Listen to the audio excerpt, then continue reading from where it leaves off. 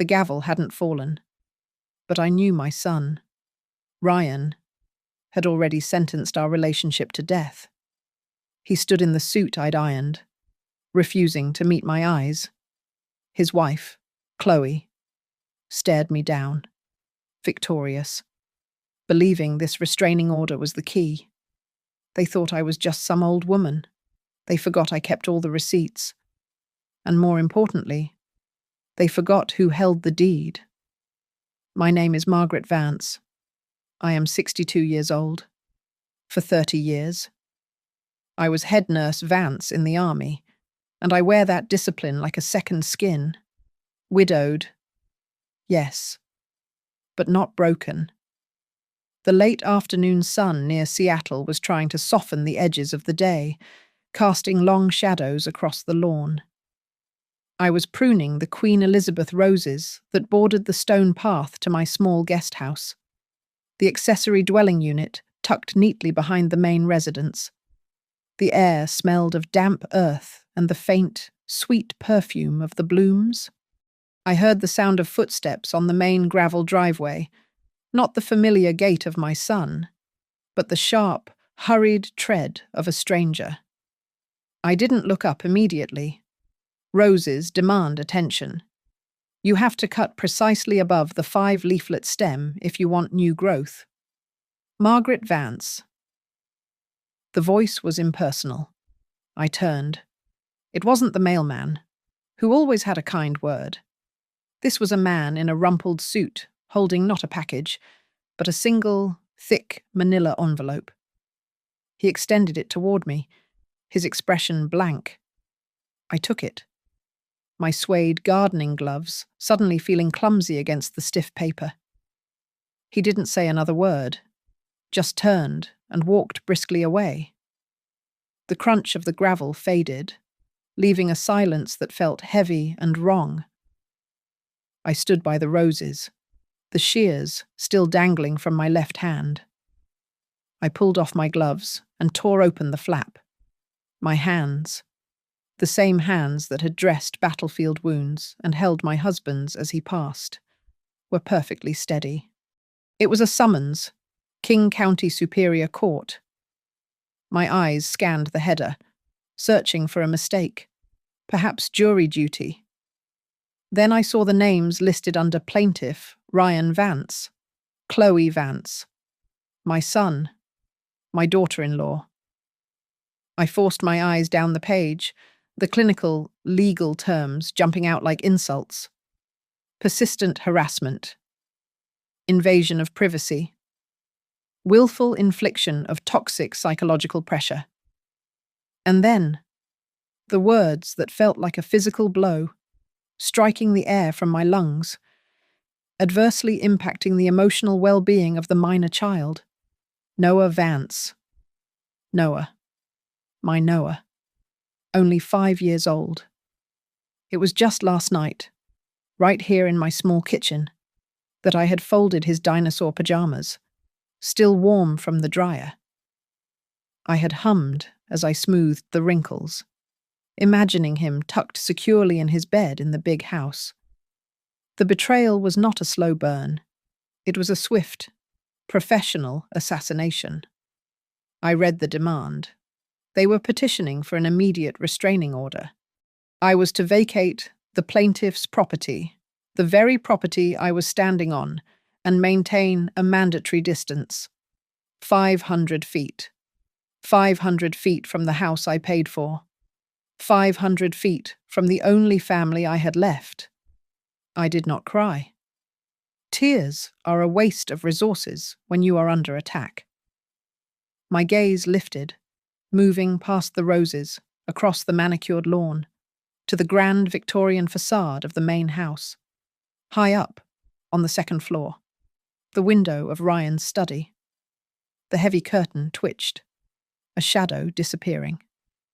They were watching, waiting for me to shatter, to scream, to pound on their locked door and demand answers. I would give them nothing. I turned my back on the window, on them. I did not pull out my phone to hurl confused questions or beg for an explanation. They had chosen their method of communication. It was time for me to choose mine. I walked into my quiet house, the scent of the lemon-thyme chicken I'd planned for dinner suddenly nauseating. I went to my bedroom, knelt on the hardwood floor, and rolled back the small antique rug. Beneath it, flush with the planks, was the dial of my floor safe. I spun the combination a date only I would remember. The heavy steel door hissed open. I reached inside, past the pearls my husband gave me and his folded flag, and retrieved a worn leather portfolio. It held the architecture of my sacrifice, every receipt, every bank transfer, and it held the one thing they had apparently forgotten all about. My fingers traced the worn leather of the portfolio. This wasn't just a collection of papers. It was the final ledger of my love. It all began 5 years ago. My husband, David, had just passed, leaving me with a grief that felt bottomless, a sizable life insurance policy, and our paid-off townhouse downtown. The quiet was deafening.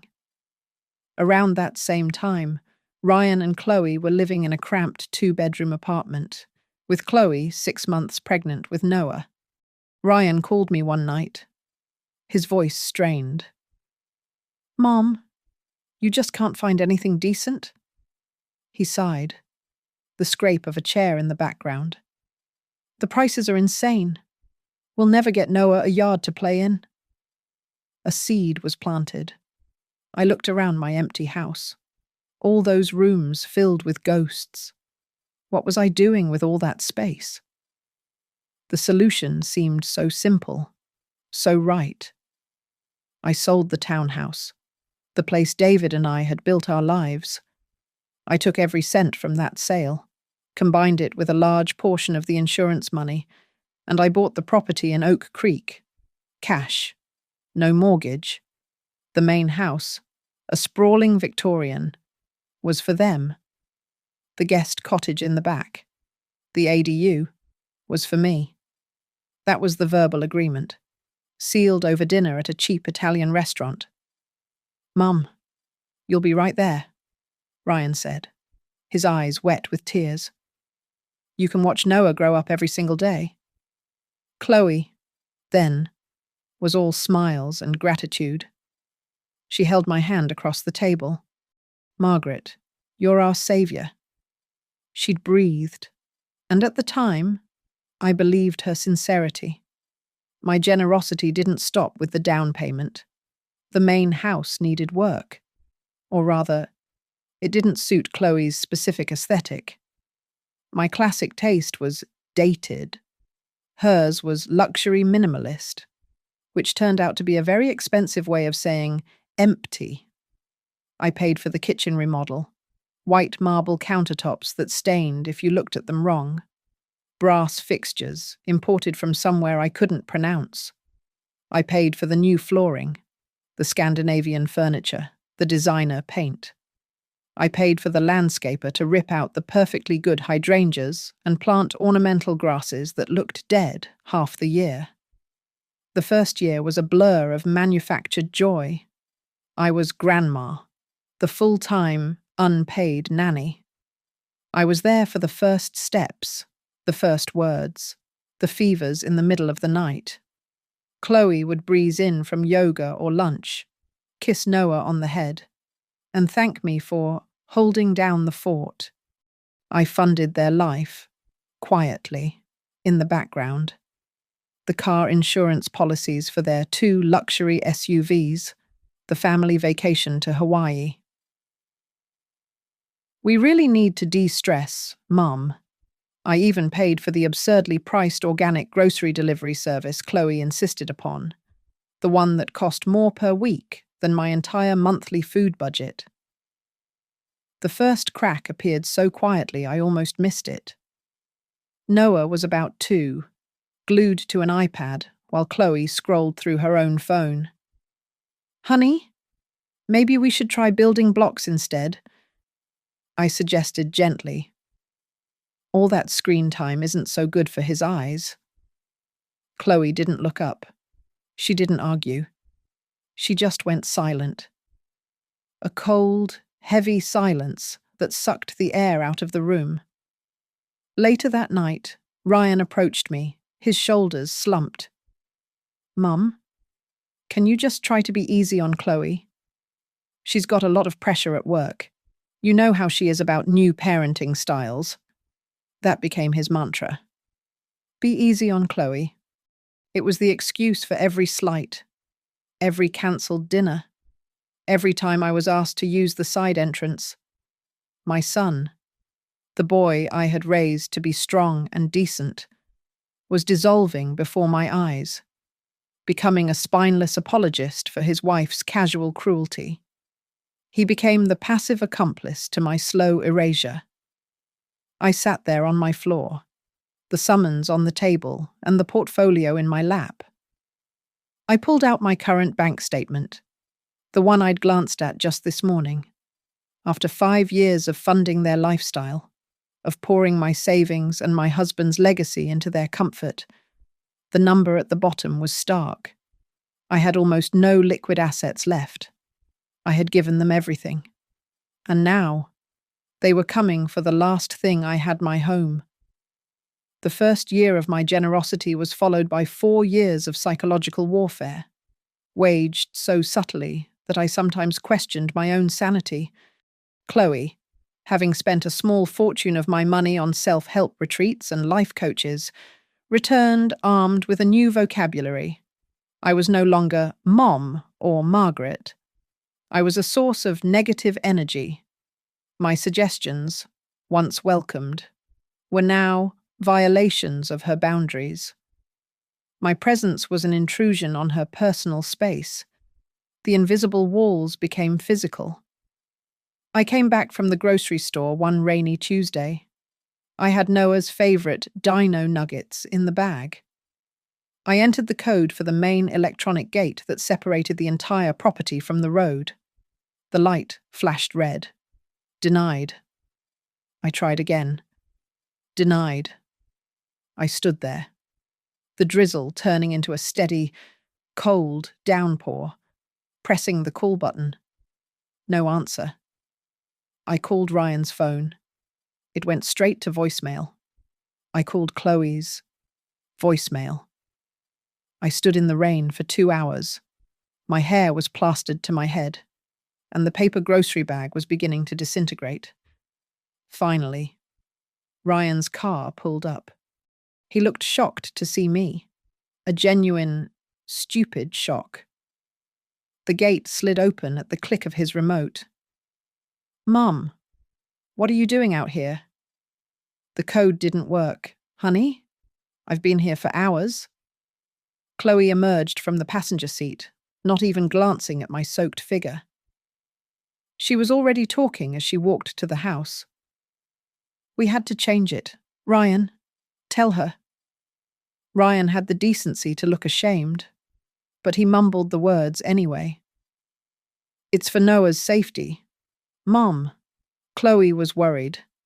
"You sometimes forget to latch the gate." It was a lie.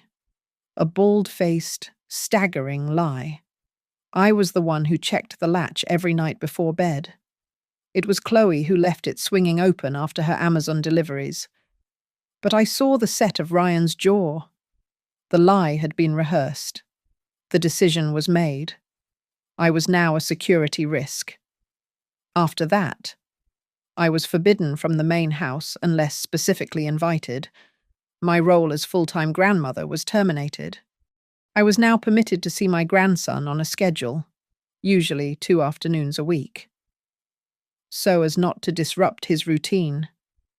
I had to text and wait for confirmation, like a stranger applying for a visitor's pass. My love was treated like contraband. I made my grandmother's shepherd's pie for Noah, a dish he adored. I brought it to the main house during one of my scheduled visits. Chloe saw it on the counter.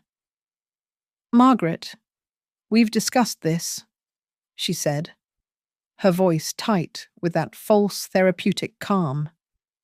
"We are on a new nutritional path. This is full of gluten and nightshades. Before I could even protest that it was just potatoes and meat, she scraped the entire pie, still warm, into the organic waste bin. Noah cried. I was asked to leave.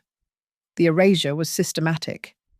I vanished from Chloe's social media, where she curated a perfect life. Pictures of her and Ryan and Noah, captioned, "My everything. We're such a strong, independent unit." It was as if I didn't exist. I had been scrubbed from the family narrative I had single-handedly funded.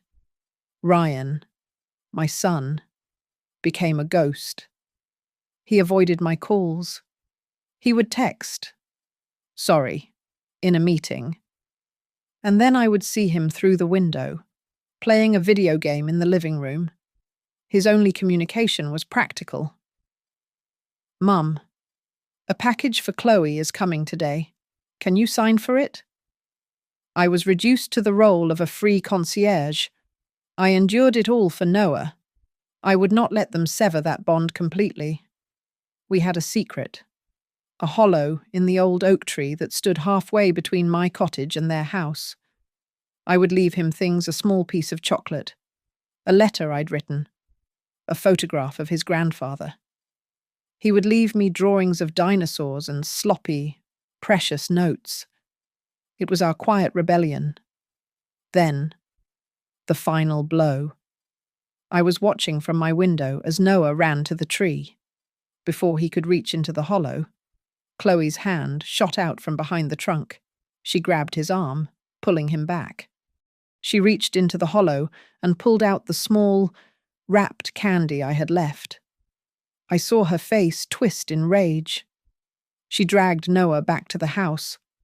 An hour later, Ryan was at my door. He didn't look at me. He looked at the floor. "Chloe found the candy. Mum, she's furious. She says you're being sneaky, that you're trying to corrupt him against her." "Corrupt him," I said, my voice dangerously quiet. "With a piece of candy. It's about boundaries." "Mom," he recited, his eyes dead. "It's about undermining her. We can't have this. We just can't." He left, and I knew they weren't just building walls anymore. They were digging a trap. The icy silence that followed the incident at the hollow tree lasted for weeks. Then, about 2 months before the summons arrived, the weather changed. The cold front of their hostility broke, replaced by a sudden, unnatural warmth. I received a text message from Chloe, the first civil one in perhaps a year. "Hey, Margaret. We were wondering if you'd like to come to the main house for dinner on Friday, 7 o'clock. It's been too long." My hands felt cold. In the military, a sudden reversal from an enemy isn't a truce. It's a repositioning for a new attack.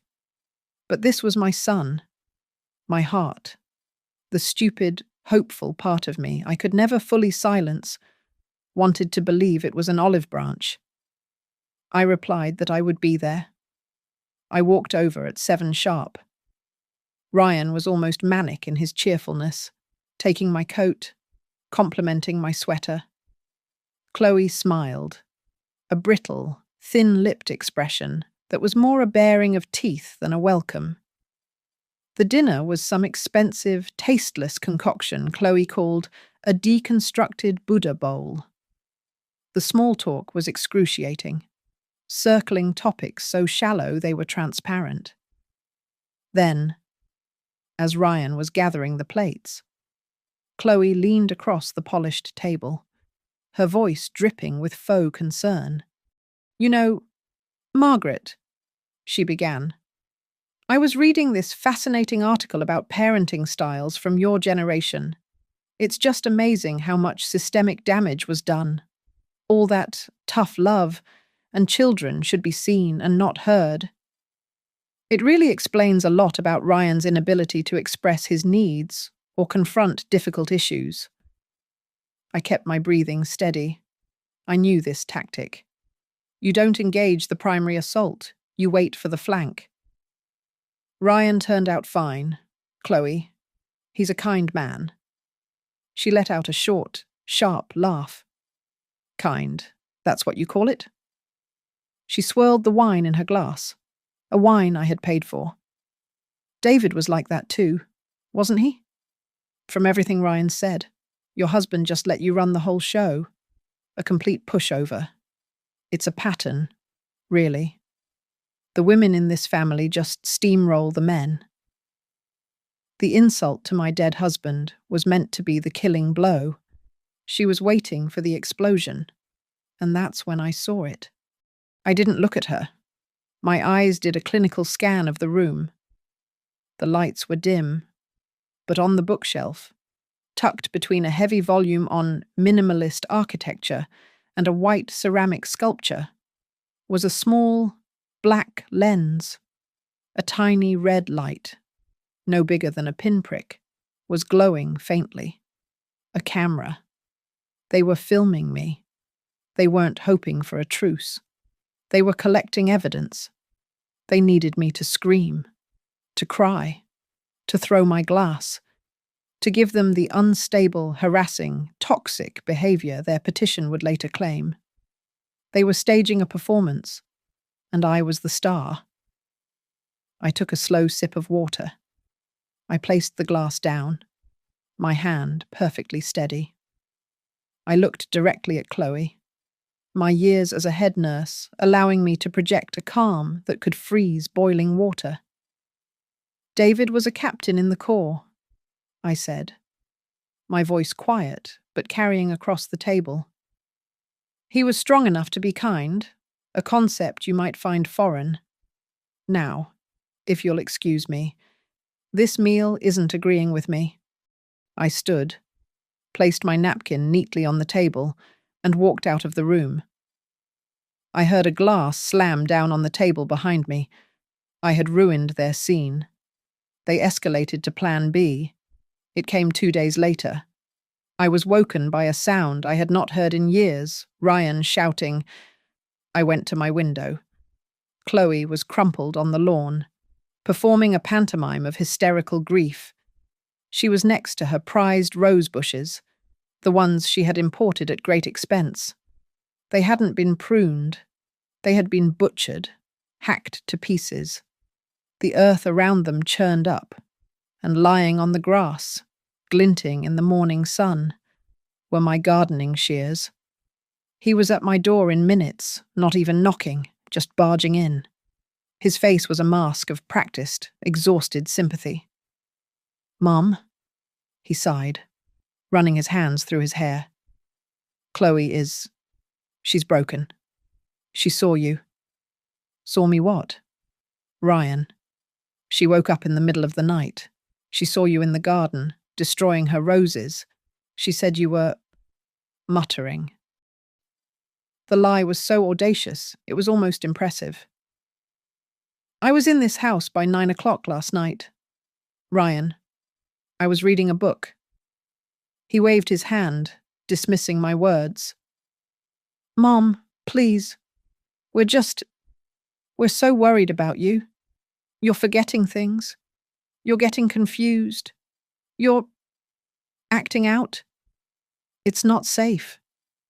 He took a deep, theatrical breath, the one he'd clearly rehearsed. "Chloe and we've been talking.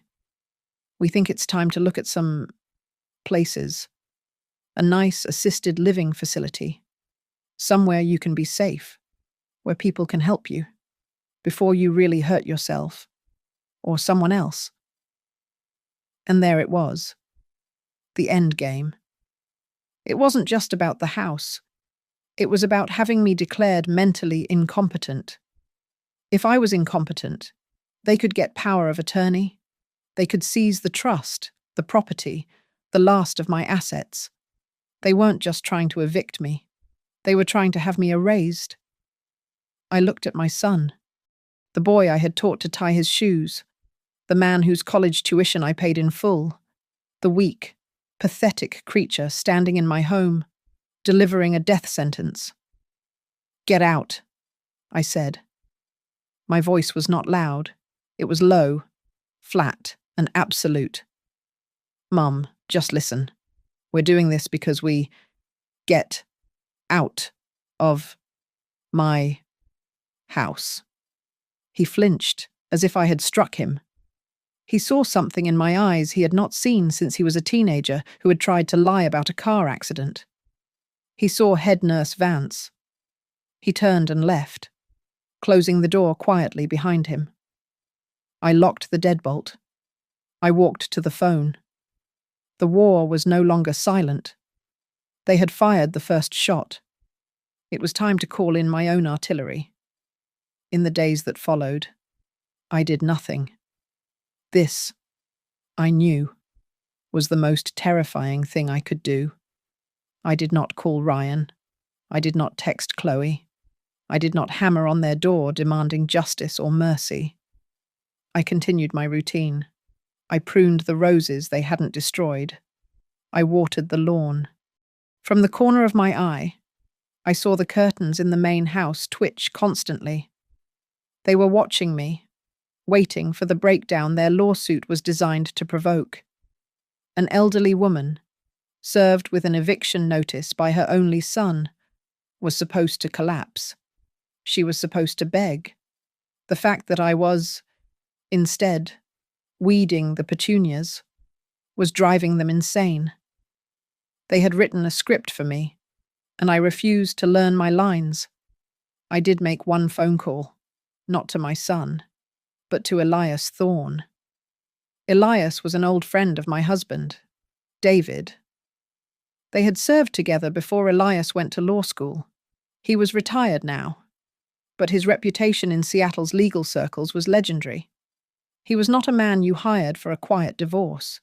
He was the man you hired to liquidate a business partner who had crossed you. He was a shark, and he was my friend. His office was old wood and leather. He didn't offer me tea or platitudes. He just said, "Margaret, it's been too long. What's the fight?" I didn't cry. I didn't waste time on the emotional betrayal. I was head nurse Vance reporting a critical incident.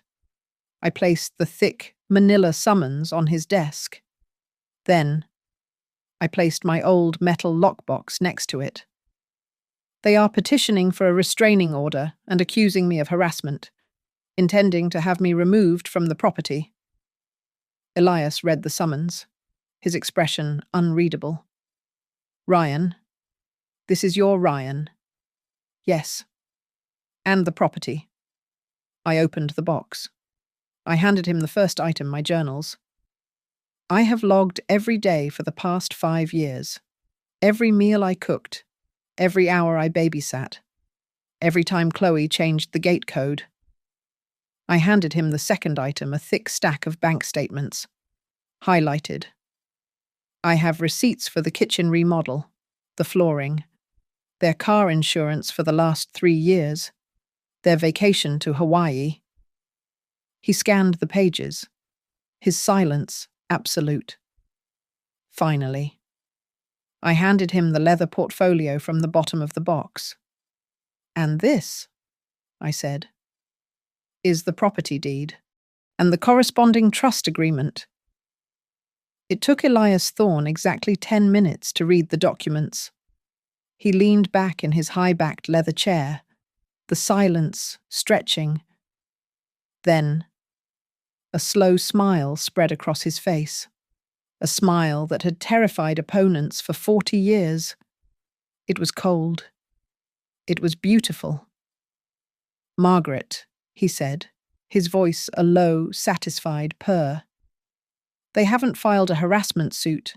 They've attempted a heist, and in their arrogant, idiotic haste, they have committed a fatal tactical error." He tapped the trust document. "They didn't read the fine print, but we'll get to that." He leaned forward. "They accuse you of destroying property, the roses.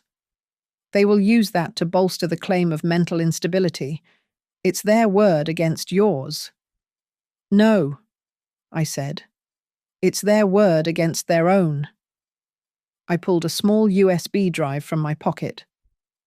When Ryan and Chloe set up their nanny cam for their little dinner party, it gave me an idea. I installed my own, a small security camera aimed at my own front door and the side yard, just in case they tried something. I didn't tell Ryan. I described the footage. Chloe, in the dead of night, wearing dark clothes, hacking her own prize-winning plants to ribbons, then walking over and tossing my shears onto the grass near the destruction. Elias's smile widened. "Good," he said. "One more thing. They are building a case that you are senile, confused. They want you declared incompetent. We must neutralize that before we ever step in court." I had already anticipated this. "I have an appointment for a full psychiatric evaluation tomorrow morning with Dr. Lena Hansen at the university. I was told she is ironclad." "Excellent." Elias nodded. "Get the report. We will have it notarized." He closed the file. The plan was set. "They will send a settlement offer," Elias warned. "They will offer you a small amount of money to go away quietly. They are counting on you being ashamed, afraid of the publicity." "I am not ashamed," I said. "I know." Elias replied, "That is why we are not going to settle. We are not going to negotiate. We are going to court. We will let them tell their story, every single lie, under oath. And then, Margaret, you and I will burn them to the ground." Elias had predicted it perfectly. A week before the court date, a crisp, intimidating letter arrived from their lawyer. It was an offer of mediation. The terms were as generous as a snake. They would agree to drop the harassment suit, sparing me the public humiliation of a trial. In exchange, I would voluntarily agree to move out within 48 hours, sign a non-disclosure agreement, and, as a final flourish of their magnanimity, I would sign a quitclaim deed, relinquishing any and all interest in the Oak Creek property. They were offering me nothing, less than nothing. They were offering to not slander me in court, in exchange for my complete and total surrender. They genuinely believed I was terrified. They believed the shame of my own son taking me to court was a weapon so powerful I would sign away my entire life to make it stop. I didn't even read the letter twice. I forwarded it to Elias. His response was a single email to their legal counsel. It contained only 4 words. "See you in court." Chloe's panic at our refusal was immediate, and it was public. She could not win the war in private, so she took it to the streets. The rumors started in the Oak Creek Parent-Teacher Association, a hive of competitive mothers Chloe dominated. Suddenly, I was not just a grandmother. I was a cautionary tale. I was the toxic mother-in-law, a possessive, unstable crone who was trying to sabotage her son's marriage. I was creepy, intrusive. She told people I had been caught peering in their windows at night. The supermarket, once a place of neutral routine, became a gauntlet. I was in the produce aisle, checking the firmness of an avocado, when I felt the silence. 2 women I recognized from the neighborhood newsletter stopped their conversation, their carts blocking the aisle. They stared at me with a mixture of pity and morbid fascination. One of them, a woman named Sarah, whispered just loudly enough for me to hear. "That's her. Can you imagine her own son? How awful." I did not flush. I did not hide. I met their gaze with the cool, appraising stare of a nurse who has seen far worse things than suburban gossip. I placed the avocado in my basket and pushed my cart forward, forcing them to part for me. I held my head high. Let them stare. They were watching the overture. The opera itself was yet to come.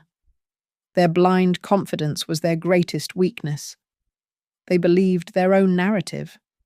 They had convinced themselves that I was a confused, hysterical old woman, and that the court would see the same thing. The final attempt at control came the night before the hearing. My phone vibrated on the kitchen counter. A text from Ryan. It was the first direct communication from him since he had delivered his assisted living speech. "Mum, please." It read, "This is your last chance. We don't want to do this. We don't want to embarrass you. But our lawyer says the case is a slam dunk. Don't make this any harder on yourself. The court is not going to side with someone who is clearly unwell. Just sign the papers. We can all move on."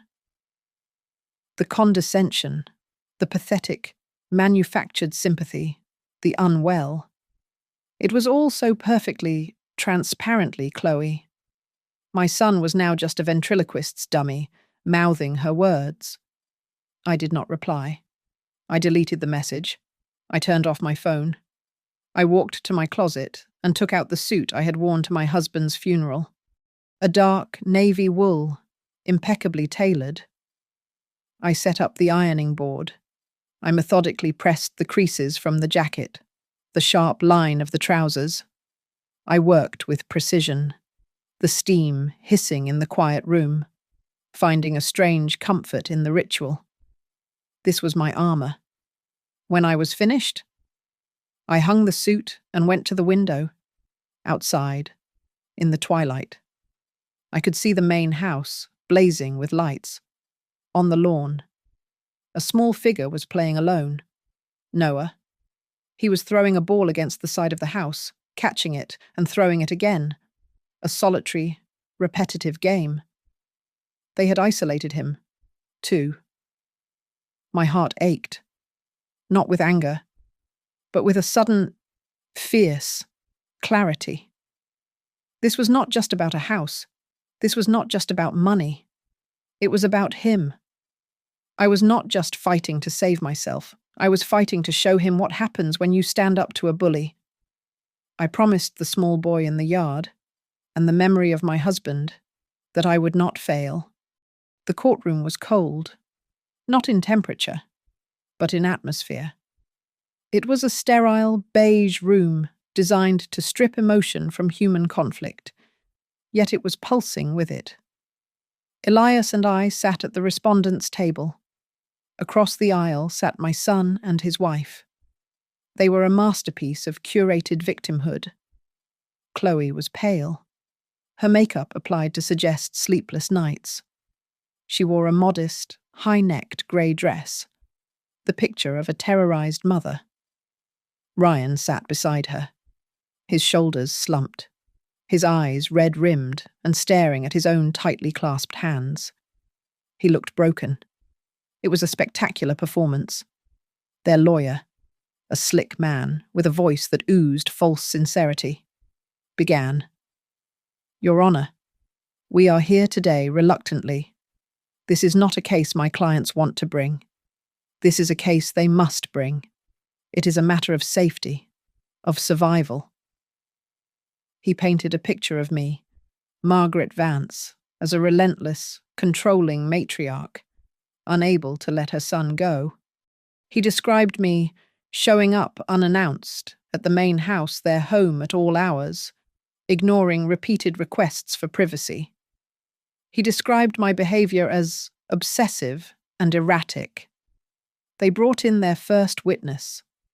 It was Chloe's friend, the one I'd seen her with at the supermarket, the one who had whispered about me. She took the stand and swore an oath to God. Then she proceeded to lie to him. "I was visiting Chloe for coffee. Maybe 3 weeks ago," the woman said, her voice trembling just enough. "And I saw Mrs. Vance. She was in the bushes, by the living room window, just watching them. It was terrifying. Chloe said it happened all the time. In the bushes, I was planting begonias in the shared flower bed. But planting begonias didn't fit their narrative. Hiding in the bushes did. Elias made a small note on his legal pad, but did not object. He was letting them build their own gallows.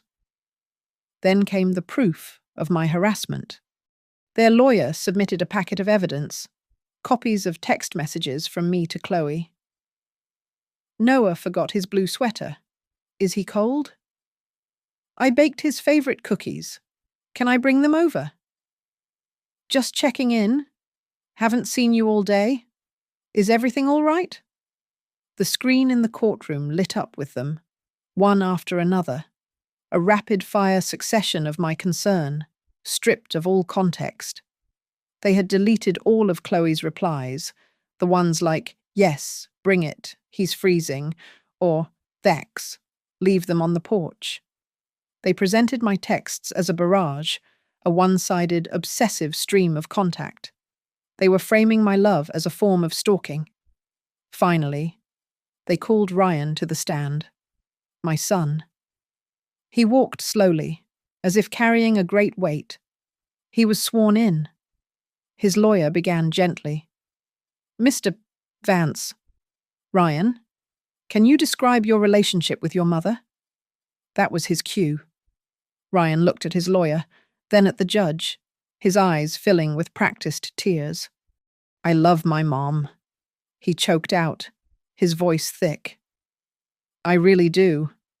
But she's not the woman she used to be. Since my dad died, she's changed. She's suffocating us. He told the court how my constant presence was putting unbearable strain on his marriage. He claimed I would interfere with their parenting, contradicting Chloe in front of Noah, making them feel like incompetent children in their own home. We tried to set boundaries, he said, wiping a tear from his cheek. We tried so hard to be gentle, but she just steamrolls them. She doesn't listen.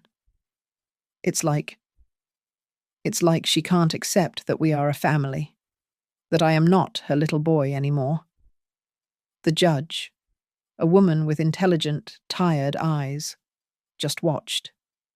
She scribbled notes on a pad, her expression revealing nothing. I sat as still as stone, my hands folded in my lap. I watched my son perform his final, gutless act of betrayal, and I felt nothing but a cold, profound pity for his weakness. Their lawyer went in for the kill. Your Honor, he said, his voice ringing with manufactured righteousness. My clients are living in a state of constant fear. They are prisoners in their own home. We are asking the court for two things.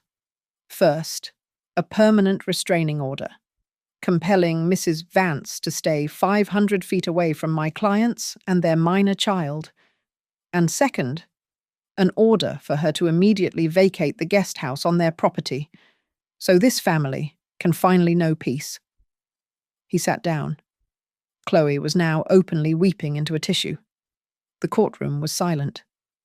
The judge looked at their lawyer, then at Ryan, then at Chloe. Finally, her gaze settled on me. Counselor, she said to Elias. Your turn. Elias Thorne rose, not with the aggressive energy of their lawyer, but with the slow, deliberate calm of a surgeon. He buttoned his jacket and approached the witness stand where Ryan was still attempting to look mournful. Elias's voice was conversational, almost gentle. Mr. Vance, he began. Just a few points of clarification. You and your wife are the plaintiffs here. Is that correct? Yes, Ryan mumbled.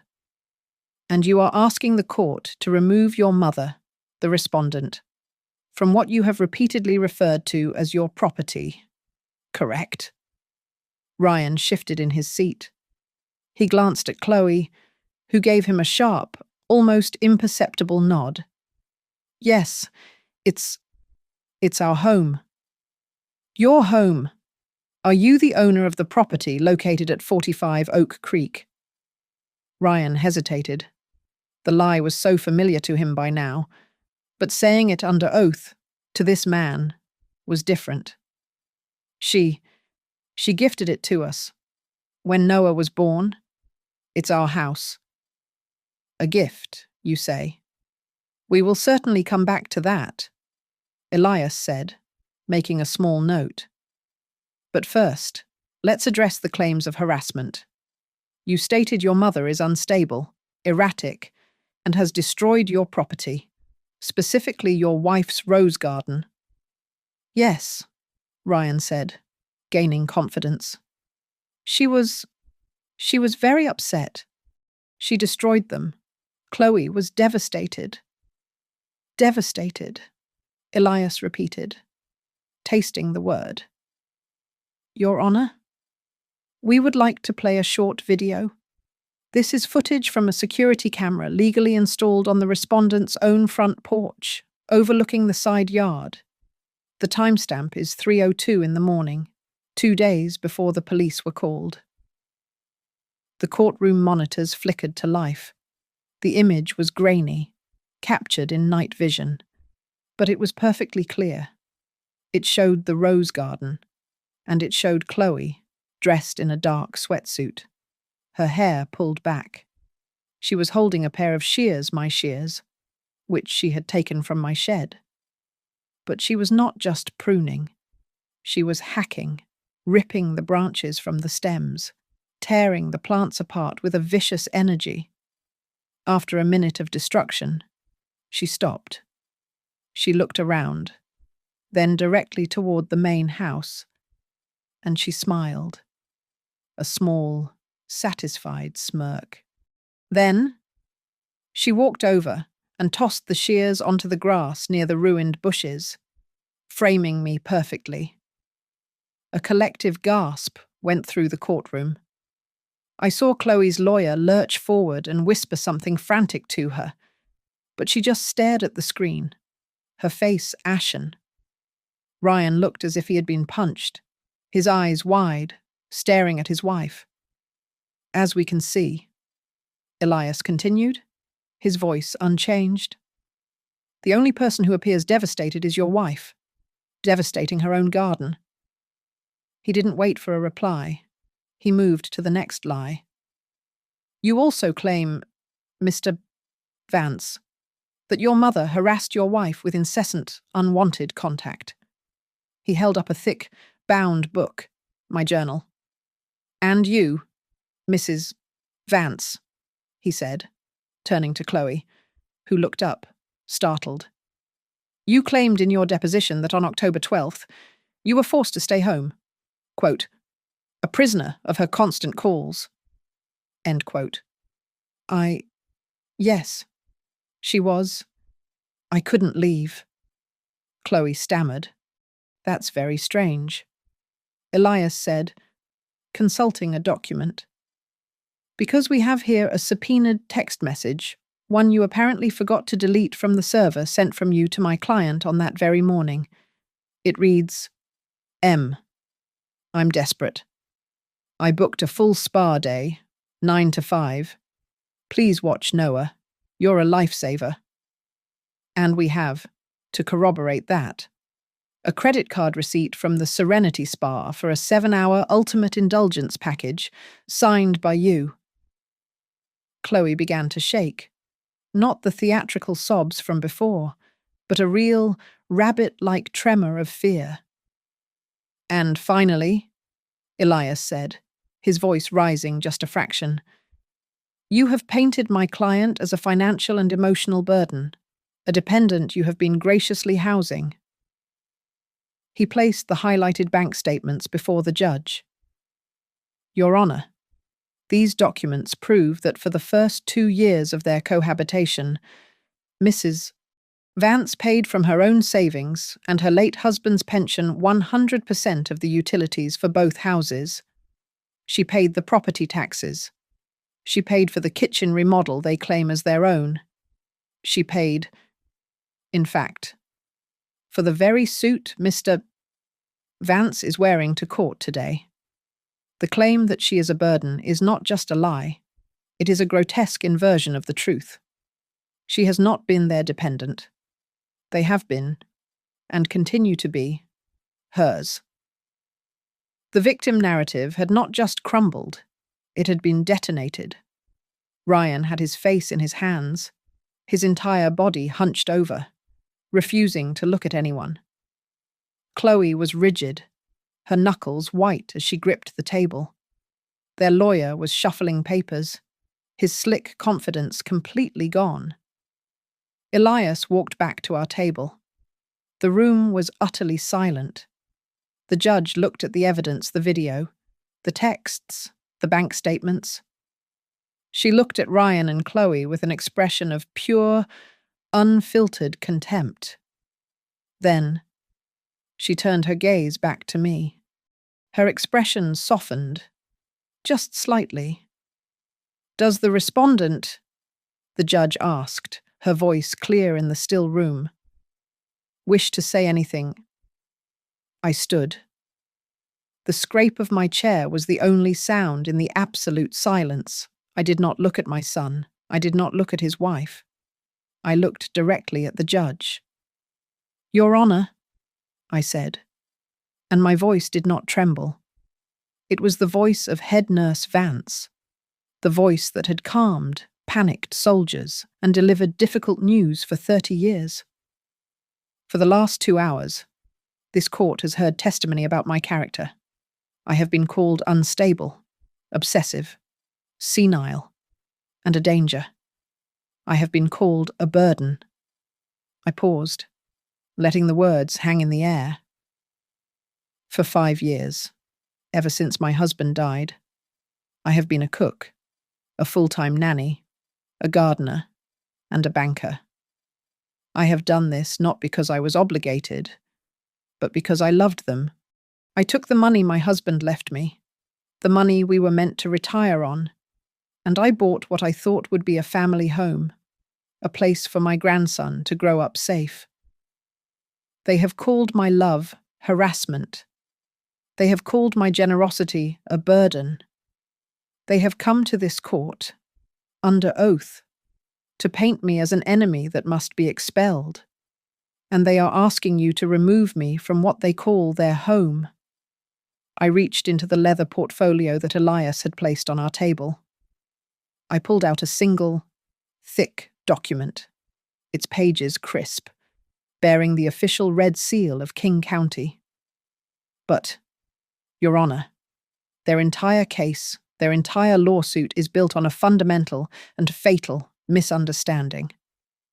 I handed the document to Elias, who walked it silently to the bailiff, who in turn placed it before the judge.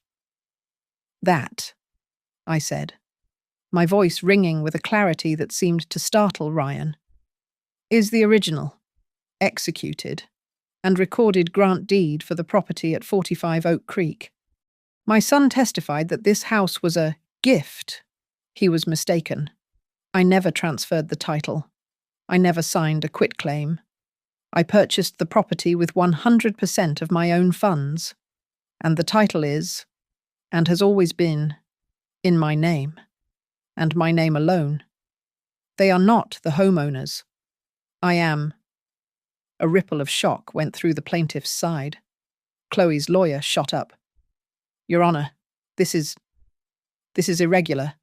My clients were under the impression—" "Sit down, counselor," the judge said, her eyes scanning the deed. "The document is clear." "But that is only the first document," I said. Elias placed the second file, the leather-bound trust agreement, in front of her as well. "That is the Margaret Vance Revocable Living Trust, established 5 years ago. I am the sole trustee. My son, Ryan Vance, is listed as a potential beneficiary." I saw Ryan look up, his face pale with confusion. He had never read it. I knew he hadn't. They have based their case on my alleged mental incompetence. I continued. But I assure you, my mind is perfectly clear. I remember every detail. I remember the day Ryan signed the beneficiary acknowledgement page without ever reading the terms of the trust he was agreeing to. Elias, would you please direct the judge to Article 4? Section C. The judge turned the page. Elias did not need to approach. He knew the words by heart. Article 4. Section C. Conditions of permissive occupancy. Your Honour, Elias stated, his voice booming in the small room. It grants Ryan and Chloe Vance the right to reside in the main residence, rent-free, as tenants at will. This right is contingent on several factors, but specifically, he waited, letting the judge's eyes find the text. It specifies that this right of occupancy shall be immediately and irrevocably terminated, with no recourse, should either named occupant initiate or conspire to initiate any form of civil or legal action against the trustee, Mrs. Margaret Vance. The air was sucked from the room. Chloe's face had turned from pale to a sickly, mottled grey. Ryan finally understood. Your Honour, I concluded, my voice dropping. They did not bring me to court to evict a guest. They are the guests. By filing this fraudulent, malicious suit, by lying under oath to have me declared incompetent and seize my property, they have, of their own free will, activated their own eviction. They have terminated their right to live in my house. The judge stared at the document. She read the clause. She reread it. She looked at Ryan's signature on the acknowledgement page. She looked at the filed summons, with his and Chloe's names clearly listed as plaintiffs. She checked the date. Then she looked up. Her gaze bypassed me completely. She looked at my son and my daughter-in-law. The professional neutrality was gone, replaced by a cold, sharp, and undisguised contempt for their breathtaking greed and their profound stupidity. The judge did not take a recess. She did not even lean back in her chair. She looked down at the documents before her, then at the plaintiff's table, and her face was a mask of cold fury. The gavel struck the wood, the sound sharp and final. The petition for a restraining order filed by Ryan and Chloe Vance is hereby denied, she declared, her voice ringing with absolute authority. The court finds this petition to be frivolous, wholly without merit, and filed with malicious and fraudulent intent. Chloe made a small, gasping sound. Her lawyer was already shuffling his papers, trying to look busy. Furthermore, the judge continued, based on the unambiguous, ironclad evidence of the grant deed, this court affirms that Margaret Vance is, and has always been, the sole legal owner of the property at 45 Oak Creek. She then fixed her gaze on Ryan, who looked up, his face pale and slack with disbelief. You, Mr. Vance, and you, Mrs. Vance, are not homeowners. You are tenants, and based on the clear terms of the trust agreement which you signed, and by your own admission of bringing this lawsuit against the trustee, you have voided your right to tenancy. The gavel rose. Therefore, this court orders the opposite of what you requested. The plaintiffs, Ryan and Chloe Vance, are hereby ordered to vacate the main residence. You have 30 days to remove yourselves and your belongings. This court will not abide perjury, and I have seen clear video evidence of the plaintiff, Mrs. Vance, committing the very act of property destruction she used to build this fraudulent case. You are tenants who have harassed the homeowner. The eviction is final. You have 30 days. She slammed the gavel. We are adjourned. For a moment, the room was suspended in shock. Then Ryan crumpled. It was not a performance. He folded in on himself, his head hitting the polished defense table with a hollow thud. He let out a low, animal sound of pure loss. He had just realized, in one blinding moment, that he had lost everything: his home, his financial support, his free childcare, and the only person in the world who had ever loved him unconditionally. Chloe did not cry. Her face contorted into a mask of pure rage. She spun on her lawyer. "You," she shrieked, her voice cracking. "You said this was a slam dunk. You said she was a crazy old woman. You useless, incompetent." Her tirade continued as the bailiff moved toward them. I did not stay to watch. I stood, my back straight. I picked up my leather portfolio. Elias was already holding the courtroom door open for me. I walked through it without looking back. I was halfway down the long, marbled hallway, heading for the elevators, when I heard the footsteps pounding behind me. "Mum! Mum! Please wait!" Ryan ran to me, skidding on the polished floor. He grabbed my arm, his grip desperate. His face was a wreck, snot and tears streaming, his eyes wide with a terror I had never seen. "Mum, you can't. Please, you can't. Where will we go? Where will Noah go? You wouldn't do this to Noah." "Mum, I'm sorry. She made me do it. I didn't know. I didn't read the papers. Please." I stopped. I turned to face him. I calmly reached over and, using only my fingertips, I pried his hand off my sleeve. I did not shout. I did not cry. I looked directly into the eyes of the man my son had become. "You brought me to court, Ryan," I said, my voice quiet, but it cut through his pathetic sobs. "You wanted to use the law. You wanted to talk about restraining orders and property." "No, Mum, I didn't mean—" "The law has spoken," I said, cutting him off. "The judge has made her ruling. I am simply going to follow it. You have 30 days. I expect you to be out, and I expect you to leave my house clean." I turned my back on him as he slid to his knees on the courthouse floor.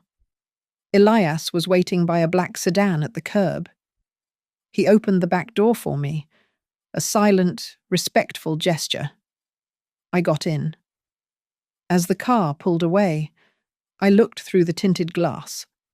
I saw Ryan, a small, abandoned figure, kneeling alone on the vast concrete steps. I felt the last of my grief for him evaporate. I did not cry.